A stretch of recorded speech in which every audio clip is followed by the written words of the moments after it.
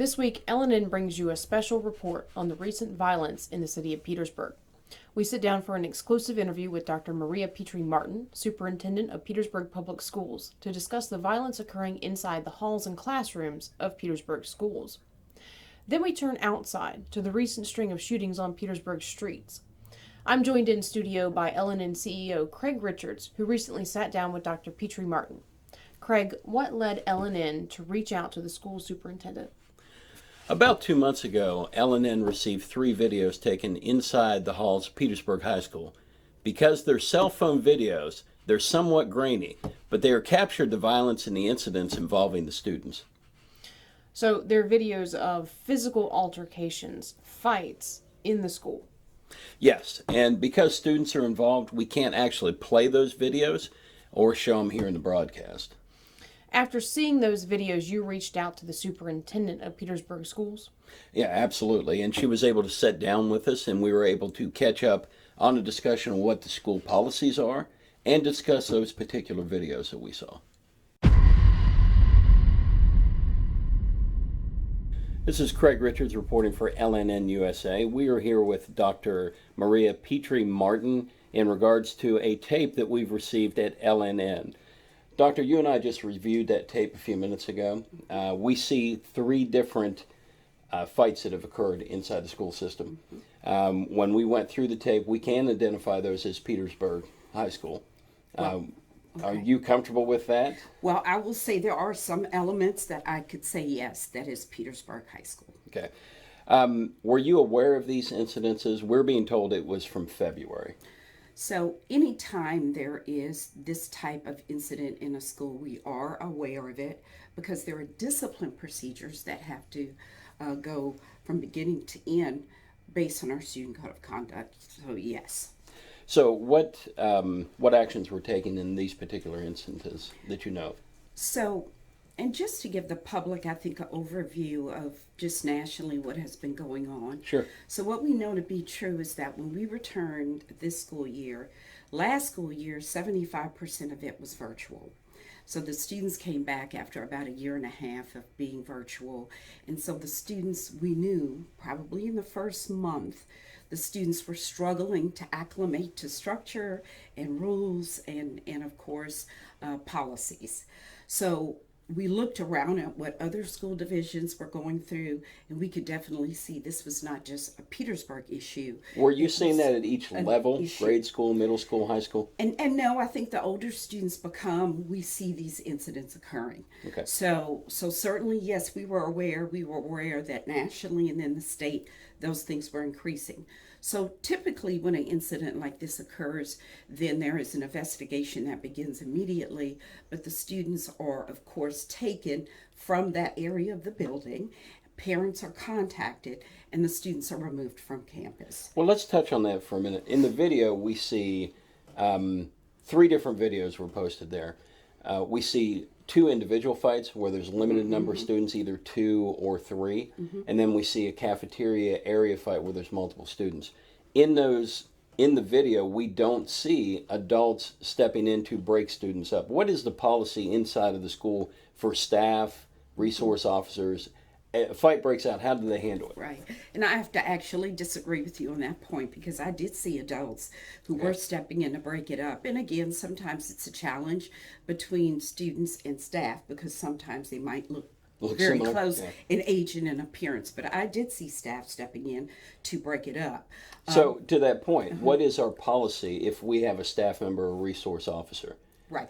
And we do ask, and they're actually trained to de-escalate and to break up fights. Actually, it is a required state training that they go through in order to do that because we want them to do it appropriately so that they don't injure themselves or others in that process. Safely, absolutely. To do that very safely. So yes, there is training and protocols that we have put in place for that. Okay, what is the school system's overall policy against violence? It's a zero tolerance. Okay. There's absolutely no tolerance for that kind of violence because it makes not only our students unsafe, but it makes our staff unsafe. So that's why this is so concerning to us. So what happened to those students that were identified? Well, of course, I can't give you the specific things that Right, happened we're not to asking them, for names, but they the go procedure. they go through a discipline process at the school level, and then with us at the central office level.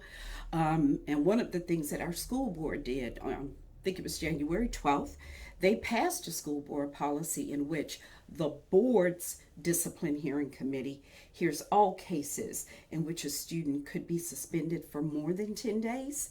So actually, those students go all the way to a school board committee for review. And it's multiple offense from students. Does that just build in a disciplinary action? It definitely becomes part of any of the records that is reviewed during this process. And is it possible in this policy that our kids who are repeat offenders or are serious offenses could be expelled from the school system altogether? That is correct. So we have a multi-page student code of conduct, and the most extreme discipline could be an expulsion. It could be a stint at an alternative program, and there are several programs that we work with, as well as our own alternative program. So there's a multitude of levels of discipline that students could receive. Okay, and a fair question, as a parent sending my kids to the Petersburg City School, any parent, Correct. how can I feel safe that when I'm seeing these fights, I'm hearing about these fights, I know they're happening, how can I feel that my kids are safe if they're not involved in that, or that they're going to be in an environment that's going to be conducive to them learning and not being in danger? So there are a few things we're asking our parents to do. We need them in our schools even more, because we do want them to see that on most days, you do not see those kind of fights at Petersburg High School. This is not like a daily occurrence. So I think that is critically important. Also, we need more volunteers in the school. So one of the things we installed in the fall was the Men on a Mission program. And these are a group of male volunteers in our community who are coming in at critical times. So when class changes occur and lunchtime, to add additional support, but to also be a listening ear to students during those times so that things like this don't pop off during cafeteria time or during walkthroughs. Second of all, if our parents hear of things going on in the community that can impact what's going on in the school, which very often happens. Petersburg is a community that very often in the community, there are things going on that are very negative. So what happens, they get in school, and those things that have happened, let's say over spring break, become an issue in the schoolhouse. We're asking the parents and the students to report it to us, because if it's reported, then we can actually mitigate for it before it actually happens. And so as far as parents, though, feeling safe in the school, if they can help us with that, we have added additional security guards into the schoolhouse, and also looking at those transition times and what we can do to assist. And then also ensuring that when these things do break out, we need for our students to stay clear and not intervene, because sometimes they try to intervene and help, but we don't want them getting hurt. So they need to also remove themselves as well. But as we head into this coming school year, and I know I'm departing, we really do want to continue to work with our families to help our children acclimate back. Because I must tell you that coming back after a year and a half, it has been a challenge for all school divisions to help students understand there are rules in place that must be followed.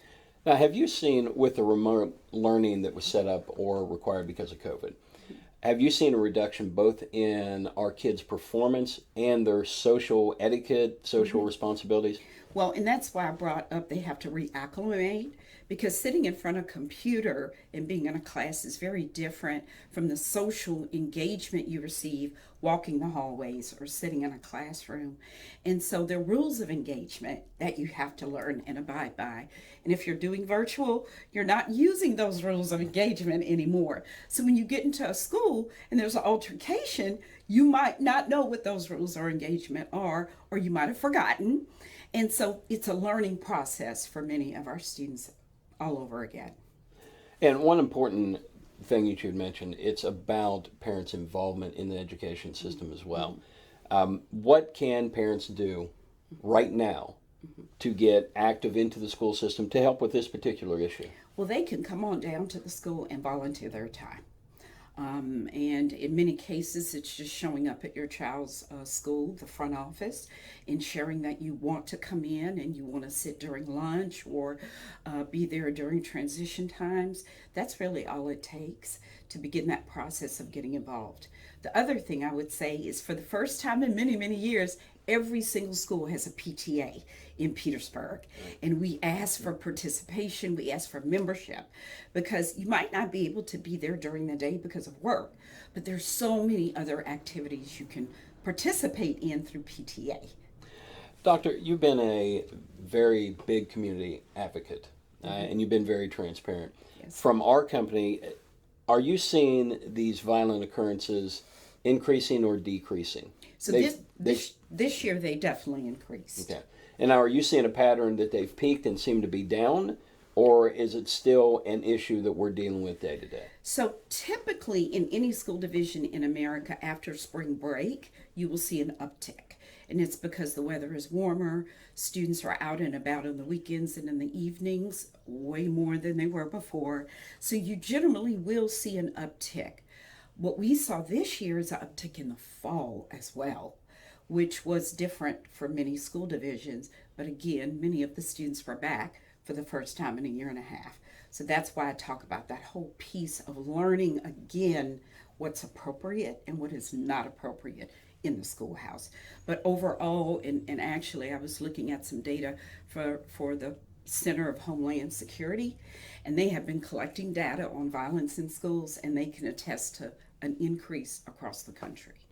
Does the school system keep an incident report Oh, yes. on the different schools? Oh, absolutely. Not looking at students' names or anything beyond what the incident is. Would we be able to get a copy of that to show what the incidences are and the pattern we're seeing? Well, you absolutely could get that through any type of a request, but I will just go ahead and give you a preview because in November that was presented in a public board meeting where we actually presented all of our suspensions and we focused on the ones that were fights specifically. Sure. Because as I said, we saw this in the fall. We were quite concerned. So we had a very public discussion about this at 2 school board meetings in November, and that data was shared then.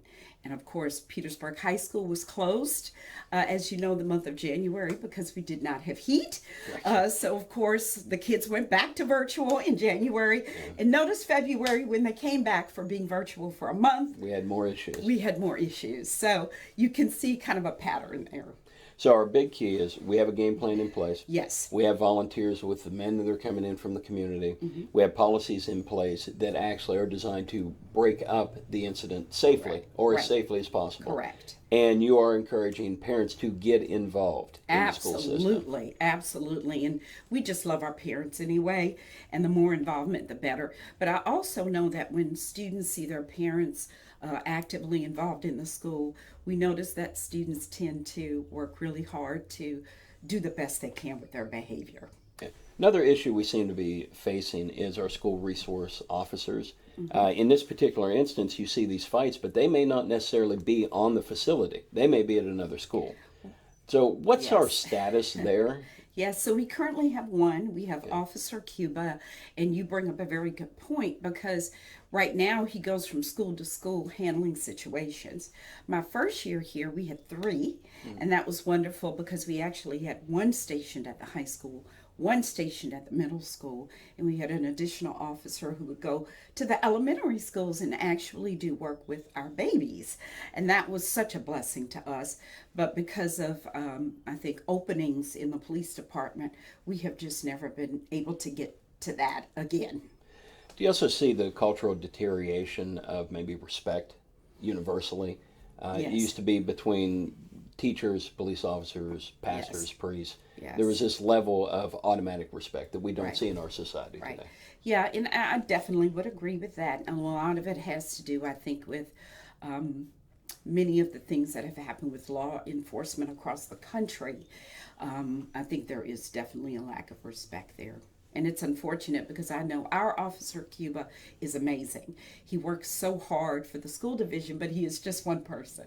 And apparently overworked. Yeah, he has a lot to do, yes. Because again, when we look at these fights and people think, well, we've got a resource officer, you should break it up. He may be at a middle school across town. Correct. That is correct. Luckily, our schools are in close proximity, but you still have to get in your car and then go to that location. Yeah, a lot of things can happen in a fight in the first 2-3 Absolutely. minutes. Absolutely. Well, Doctor, I also appreciate with us reaching out to you and asking you that you actually immediately set up an interview with us. Absolutely. We appreciate that, and we appreciate what our teachers are doing in the school system right now. Thank you. And I appreciate them very much as well. Yes. All right, thank you. Thank you. Welcome back to LNN. Violence is occurring inside Petersburg schools, but it doesn't stop there. 2022 has been an increasingly violent year on Petersburg streets, with regular shootings that have left many families mourning the loss of loved ones. Most recently, 4 shootings occurred in just one weekend, leaving 2 people dead. On Friday, April 22nd, police responded to 3 separate scenes inside an hour. At the first, on Fort Mahone Street near Crater Road, Jamar Jones, aged 30, was shot in the head and later died. Just a few moments later, and a few blocks away on Holly Hill Drive, 1 adult male and 3 juveniles, ages 11, 12, and 16, sustained non-life-threatening injuries from a second shooting and were treated at local hospitals. Shortly after that, police responded to the 1800 block of Boyden Plank Road, where 1 adult male had been shot. He was transported to a Colonial Heights Emergency Medical Center and then to a Richmond hospital, where he is in critical condition.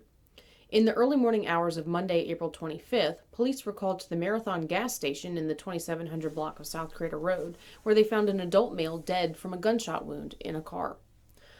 On Tuesday, April 26th, Petersburg city leaders held a press conference in response to the uptick in violence, where they addressed the shootings and explained what the city is doing to reduce and prevent violence on its streets.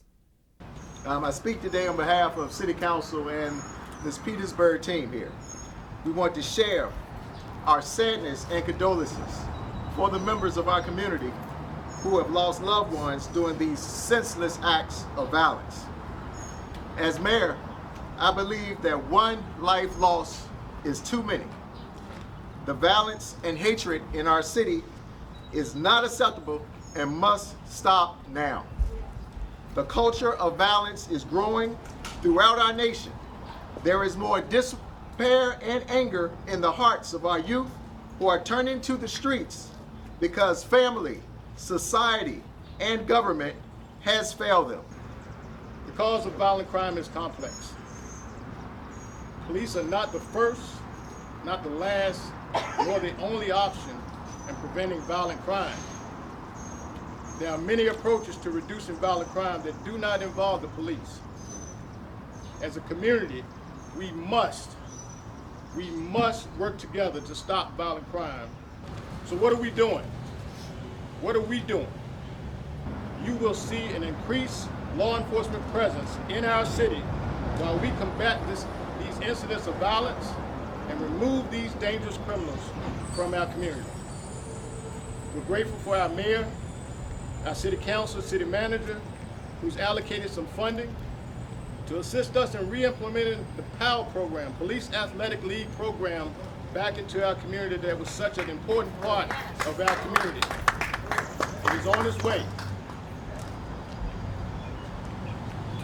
Also, in addition, there's a proposal that will be brought before council for discussion, for the discussion of our current curfew ordinance, which requires that those under the age of 18 be at home with a parent or guardian between the age of 8 p.m. and 5 a.m. We're looking to have that modified. If I have my way as chief of police, with the amount of situations and incidents that we're having in our city, if we can be in accordance with law, we would like to see kids in the house by 6 p.m. And I know that creates heartburn for some people. But I'd rather see your child inside the home than picking them up off the streets. We will have a zero tolerance on crime. We will have a zero tolerance on crime. If there's a crime committed outside of a routine traffic offense, you will be arrested.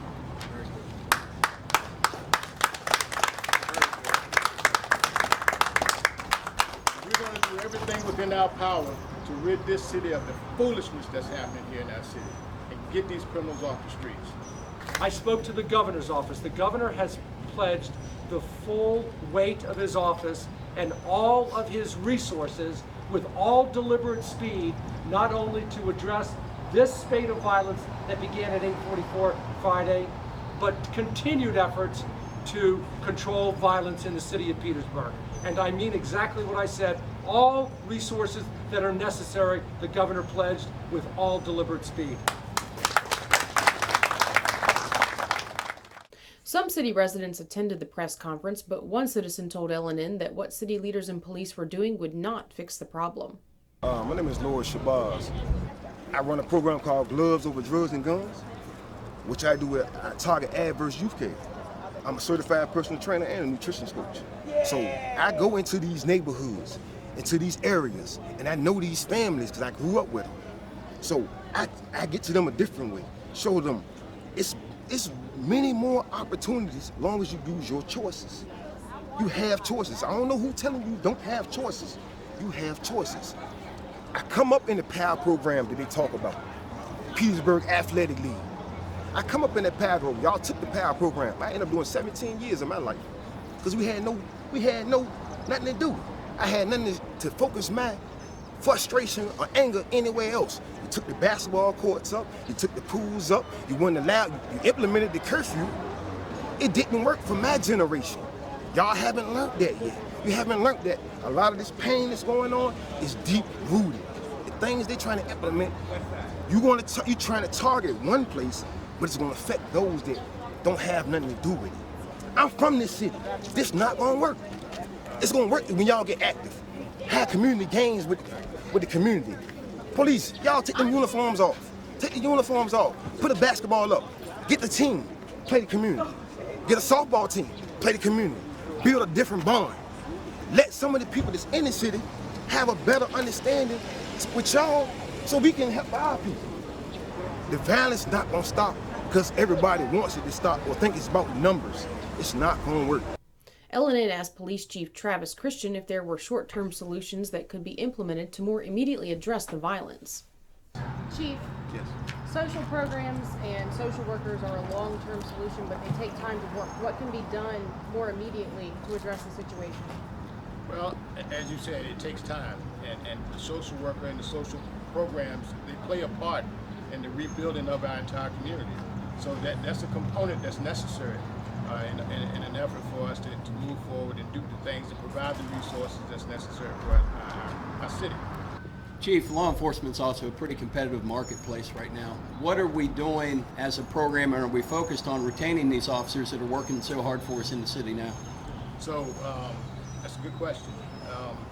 And as you said, it's a very competitive market right now. There are challenges sometimes as it relates to funding and staffing, and we're providing additional training, which we're providing all the resources that we possibly can to retain our officers here.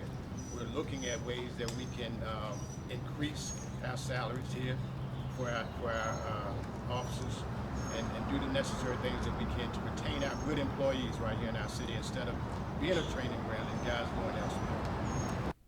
While city leaders work on long-term programs to address the violence running rampant in the streets, residents of Petersburg prepare for the possibility of another weekend of shootings. Be sure to follow LNN USA on Facebook, Instagram, and YouTube. Thanks for watching LNN News by the People, for the People.